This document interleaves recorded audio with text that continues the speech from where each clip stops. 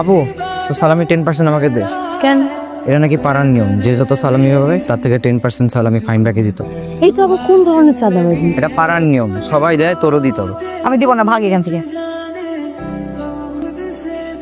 আপনি বাচ্চাদেরকে চাঁদাবাজি শেখাচ্ছেন কেন শুনি? সব কিছুতে এত নেগেটিভিটি খোঁজেন কেন? চাঁদাবাজির মধ্যে তো আমি কোনো পজিটিভ কিছু খুঁজে পাচ্ছি। চাঁদাবাজি এটাই পাড়ার ঐতিহ্য, যেটা আমি অনেক বছর ধরে করে আসছি। আজব জিনিস। এটার মধ্যে আবার ভালো কাজের। ভাই, এই যে সবাই নিয়ে চলে আসছি, খুব ভালো করছিস। এখানে লাইন ধরে ওরা দাঁড় করায় দে, খাবারগুলো দিয়ে দে। লাইনে দাঁড়াও, এক এক করে আসো। এই নাও, এটা তোমার ঈদের সালামি, ঠিক আছে? তাই খাবার দিয়ে দে। হ্যাঁ, খাবার দিয়ে দে।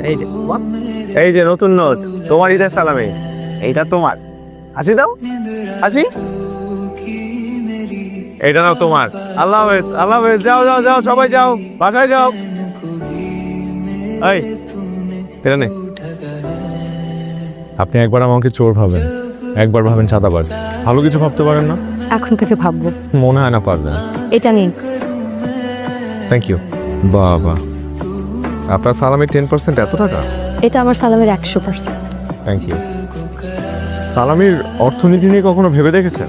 সালামির আবার অর্থনীতি আছে নাকি? সারা দেশে প্রতি বছর কত মানুষ সালামি দেয়? 1 কোটি? 1 কোটি? বেশি বলে ফেললাম। আচ্ছা, ধরুন 50 লাখ মানুষ 1000 টাকা করে সালামি দেয়, তাহলে এই সালামির ট্রানজাকশন গিয়ে দাঁড়াচ্ছে 500 কোটি টাকা। এখন এই 500 কোটি টাকা 10% কত হয়? 50 কোটি। এই 50 কোটি টাকা আপনি যদি প্রতি বছর গরিবদের মাঝখানে বিলিয়ে দেন, তাহলে তারা কত সুন্দর করে ঈদ উদযাপন করতে পারে। একবার ভেবে দেখেছেন? তাই তো। এখন আবার ভাববেন না আমি এসব ফিগার মাথায় নিয়ে ঘুরি নাকি, এগুলো ভাববেন না। না না, এমন কিছু খাবো না।